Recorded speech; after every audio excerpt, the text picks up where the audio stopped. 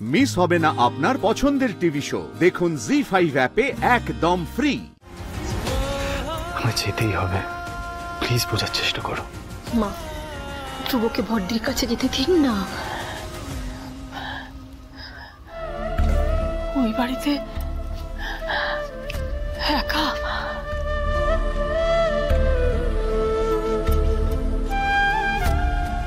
দিদা, আজ উনি খুব বিবেক যন্ত্রণায় ভুগছেন। দিদা, তুমি আর আটকেও না। আমি আটকাবো কেন?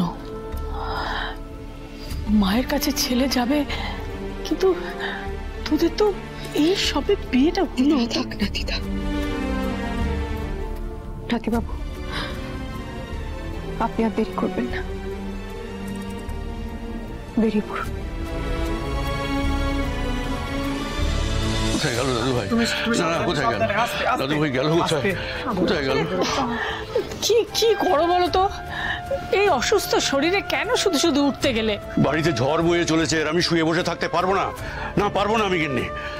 আরে জোনাকি এখন মিত্তির বাড়ির বউ, আর কোনো ঝড়কে তুমি ভয় পেও না। জোনাকির ওপর আমার সম্পূর্ণ বিশ্বাস আছে। জোনাকিকে এই বাড়ির বউ করে নিয়ে এলে সে কি এই বুড়ো বুড়িকে সামলাবার জন্যে? সদ্য বিয়ে হয়েছে মেয়েটার, আর দাদু ভাই কি করলো? ওকে এই বাড়িতে ফেলে রেখে চলে গেল। তোমার দাদু ভাই এতটুকু দায়িত্ববোধ কর্তব্যবোধ আছে গিন্নি? না না, এমন করে বলো না। আমার দাদু ভাইয়ের দায়িত্ব কর্তব্যবোধ আছে বলেই তো ওর ওপর আমাদের এত টান, এত অধিকার বোধ। তাহলে ওকে আটকালে না কেন? দাদু, তোমার কি মনে হয় যে ওরা সহজে ওই জোনাকিকে মেনে নেবে? ধ্রুব দাদু ভাই এখান থেকে পৌঁছানোর পর ওরা কোনোদিন এই মিত্তির বাড়িতে ওকে আসতে দেবে? কি বলছো তুমি? দাদু ভাই এ বাড়িতে আর আসবে না? গিন্নি, বিয়েটাই তো সব নয়। বিয়ের পরে ওরা ভালোভাবে আছে কিনা সেটা দেখা আমাদের দায়িত্ব। জোনাকি এমনিতেই বড় অভাগা, নিজের বলতে সাথ করে কেউ নেই।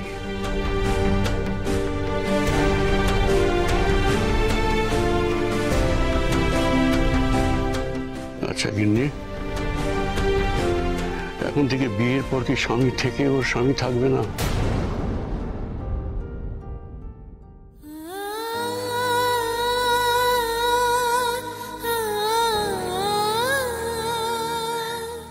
তুমি কি বলছো?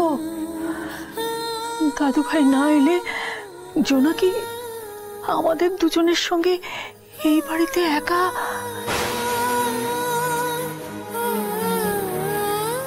যদি এটাই হয় তাহলে তুমি অন্য কিছু ভাবতে পারছো? আটকাতে পারবে? আমাদের মতো ওই মেয়েটাও কি দাদু ভাই ফিরে আসার জন্য সারাটা জীবন ওই সদর দরজার থেকে তাকিয়ে থাকবে?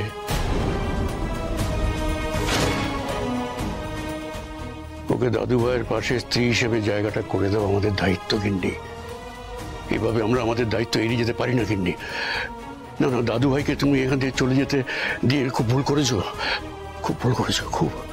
এটা তুমি ঠিক করলে না গিন্নি। না না, এটা তুমি ঠিক করলে না, এটা তুমি ঠিক করলে না। জি5 ডাউনলোড করুন আর সব এপিসোড দেখুন একদম ফ্রি।